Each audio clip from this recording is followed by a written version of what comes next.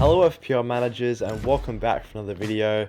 My name's Jack and today I'm talking about the knee-jerk reaction for Double Game Week 22, as there is quite a few Double Game Weeks coming up in the near future that we need to go over. If you guys are enjoying the FPL content, drop a like and subscribe, as it really does help out the channel, and click the notification bell as well to start today with all of the recent FPL videos, and the future FPL videos are coming your guys' way very shortly. Just a quick reminder that FPL Social is coming up on February 18th in Melbourne. Information to that is on the screen now, and also you can click the link in the description for tickets and information to the event. We're going to be there, so if you're interested, definitely check out that link. And with that being said, let's jump into the video. So in today's video, I'm going to go over the most transferred in and transferred up players so far coming into Double Game Week 22, and give you guys a recommendation as to whether or not you should go with these popular transfers and bring these players into your teams like so many other managers are doing so, or release them from your squads. First of all, let's have a look at the most transferred in players coming into Double Game Week 22, and after Manchester United have had their Double Game Week announced in Game Week 22, it's no surprise to see 2 out of the 3 most transferred in players so far this week are from Manchester United. The first one here is Bruno Fernandes, and he's a player that's probably slid under the radar, especially recently, mainly because his price is so high, but I do really like Bruno Fernandes as an option as well. He's coming in at £9.8 million. Obviously, at the time of recording, Manchester United are yet to play in Game Week 21, but I do really like Fernandes as a premium midfielder option going forward, as not only do Manchester United have a good double game week in 22, but also have some good fixtures coming up ahead of that in 23, 24 and 25.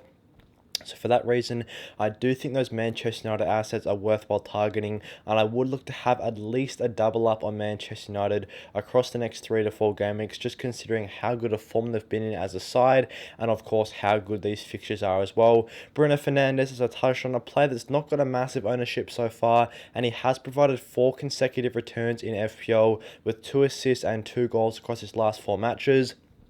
So he's a player since the return of the Premier League season, and probably in conjunction with Ronaldo leaving the side as well, has been able to really increase his goal and assist output. As we did see, Bruno Fernandes does shine on that Manchester United team, as he's shown in previous seasons, obviously with Ronaldo out of the side, and potentially with him leaving the side since the return of the Premier League season has maybe allowed Fernandes to get more attacking returns. But with the form that he's in right now and the positions that he's getting into, popping up in the box, providing assists on goals, I think he could be a great differential option to have in the middle of the park.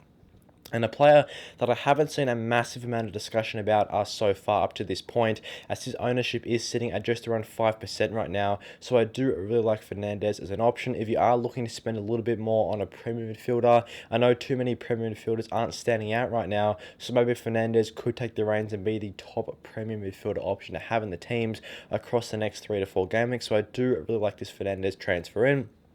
Another player that's been in great form and has only seen a little bit of discussion around him recently is Mitoma. I'm a massive fan of this player here. He's got great underlying numbers as well, probably some of the better underlying numbers amongst all Brighton attacking assets, and for his price of just 5.0, an incredibly good value option, especially considering how good a form he's been in recently for Brighton, providing 3 consecutive returns in his last 3 matches for Brighton. He's been in great touch recently, coming off a double-digit haul this game week in Game Week 21 with 10 points. He picked himself up a great goal, plus triple bonus points for Brighton. And with Brighton's very good fixtures coming up, one of which is Bournemouth at home, in fact, in Game Week 22, it could be a great chance to jump on Mitoma right now, as his price is definitely destined to rise across the next few days and next few game weeks, and I think his ownership will definitely rise as well.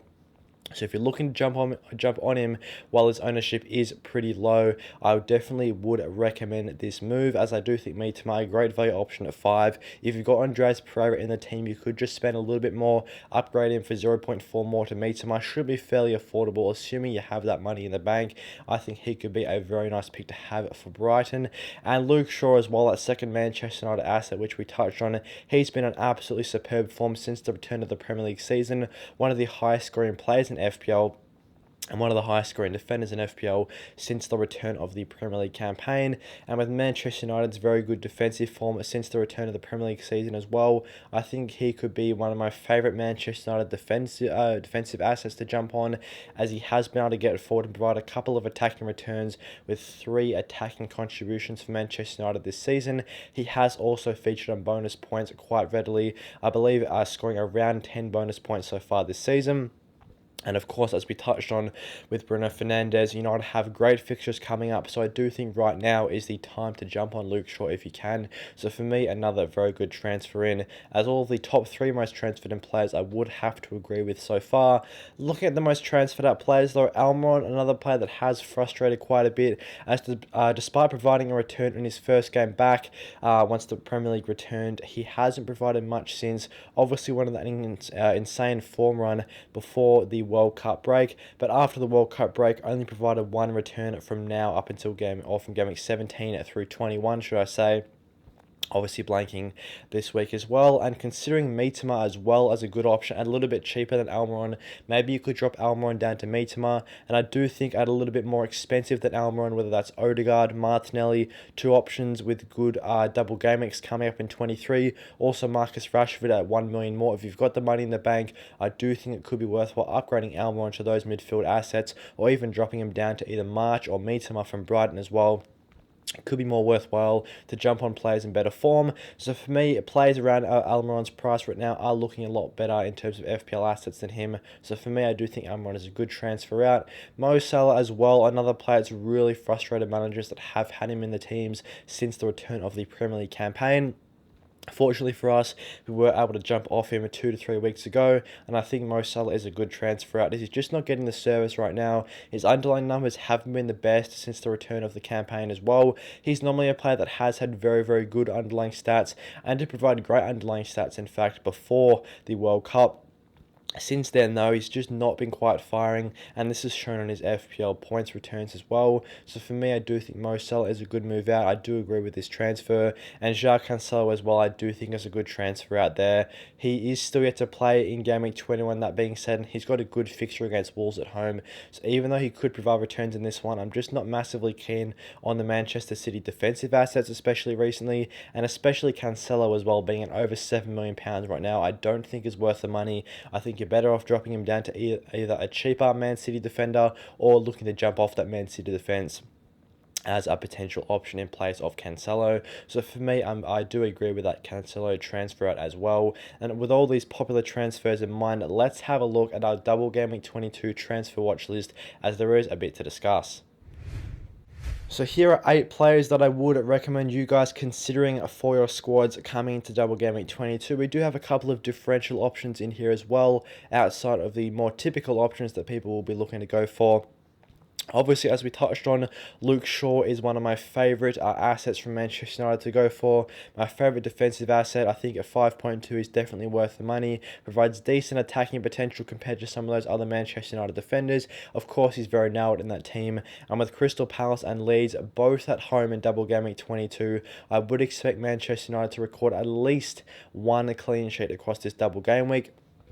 Plus, obviously, Luke Shaw does have that chance of attacking returns, and I do expect him to score well, as does Fantasy Football Fix. As out of the players on this watch list here, he does have the 3rd highest predicted points for game week 22 with 7, which is definitely a very, very high figure. And this is also a figure that ranks one of the highest amongst defenders for double game week 22 as well. So for that reason, I am a massive fan of Luke Shaw at 5.2 million. Odegaard as well, another player that's seen a price rise today, in fact, up to 6.9. He looks to be a great midfielder asset, as he's got a good fixture in game week 22 as well with Everton. Plus, he's got that double game week in 23, which I do think could be worthwhile targeting. I believe Arsenal face Manchester United and Brentford as their double game week that week, which is another good chance for Odegaard to show the good form that he's been in recently for Arsenal.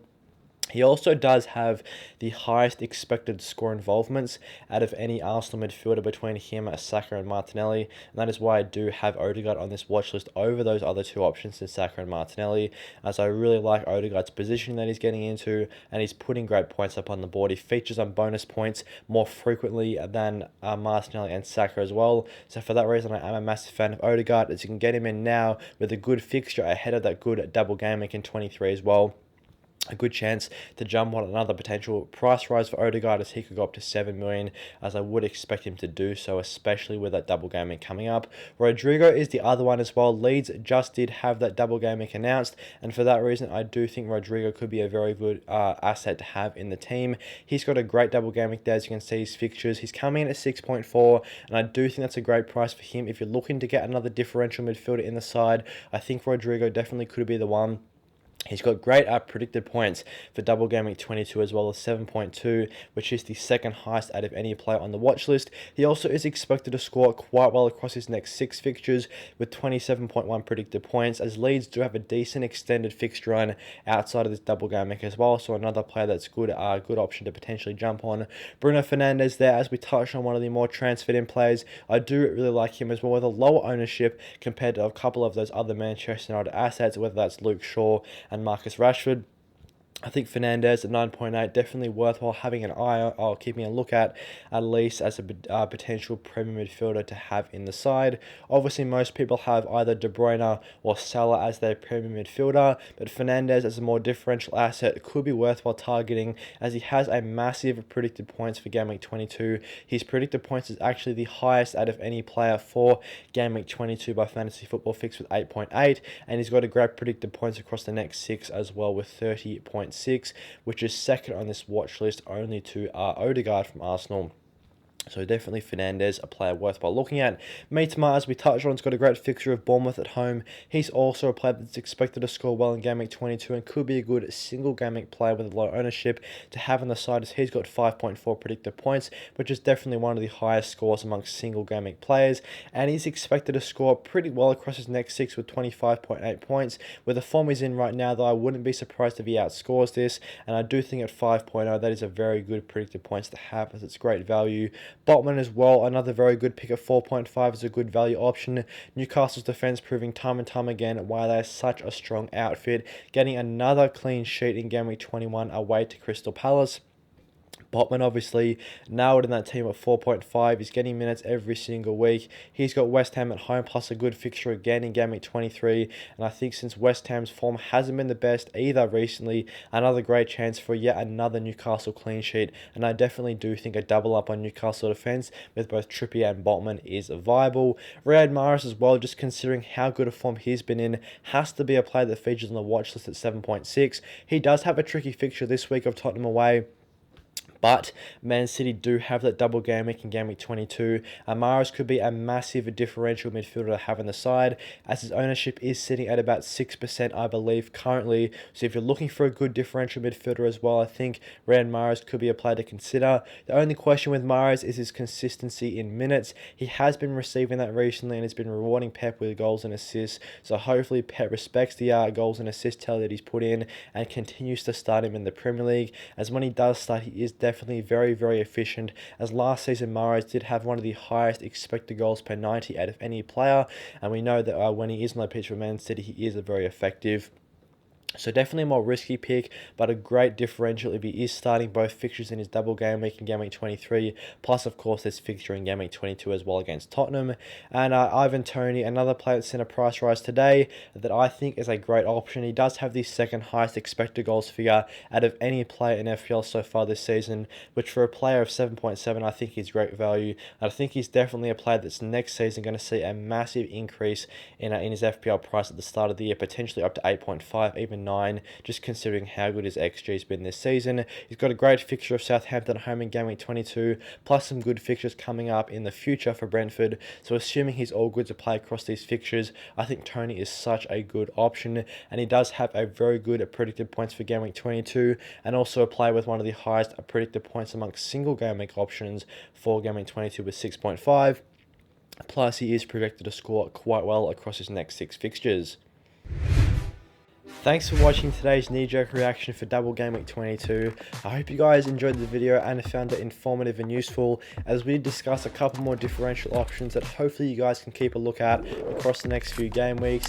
If you guys enjoyed the video, drop a like and subscribe, as it really does help out the channel, and click that notification bell to start today with all the future FPL videos that are going to be coming your guys' way. And just a quick reminder that FPL Social coming up on February 18th in Melbourne. The information to that will be via the link in the description. You can also get tickets via that link as well. We're going to be there, so if you want to meet up with us, that could be a great chance to do so. And with that being said, I'll see you guys in the next one.